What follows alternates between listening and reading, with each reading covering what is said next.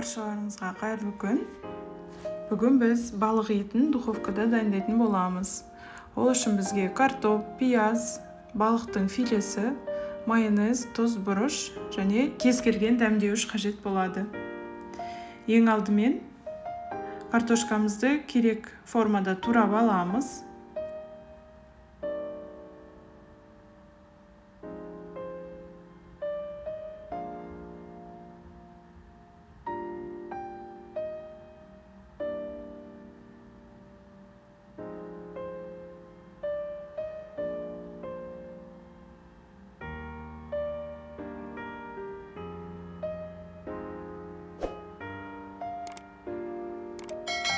Менің каналыма лайк басып, тіркелуді ұмытпаңыздар.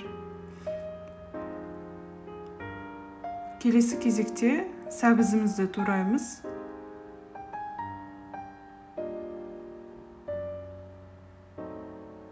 Содан кейін барып пиязымызды турап шығамыз.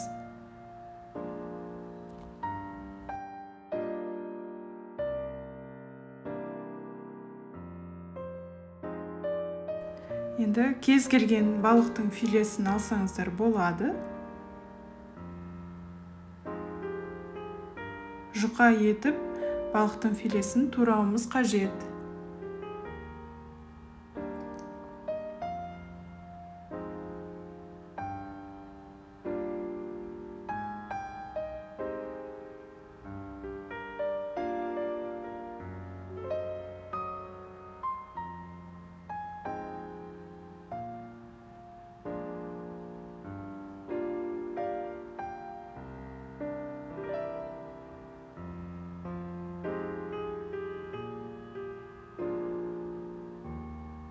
Мінекей біз балығымыз турап болдық. Ендігі кезекте тұз, бұрыш дәмдеушімізді дәміне қарай қосамыз.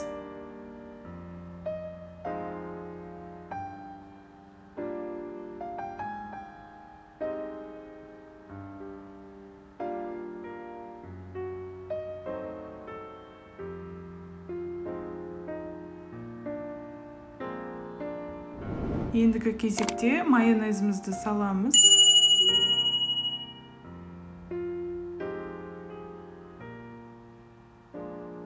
Жақсылап араластырып, бетіне балығымыздың филесін қосамыз.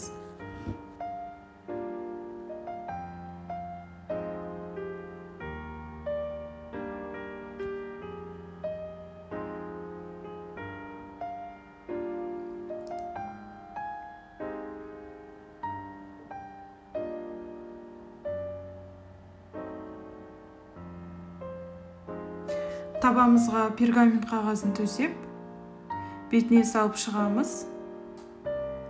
200 градус қызып тұрған пеште 30-35 минут пісіреміз.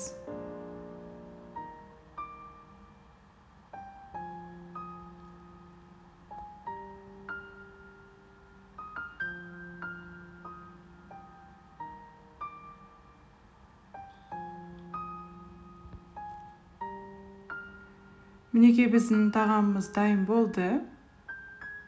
Міндетті түрде осы рецептпен жасап көріңіздер. Астарыңыз дәмді болсын.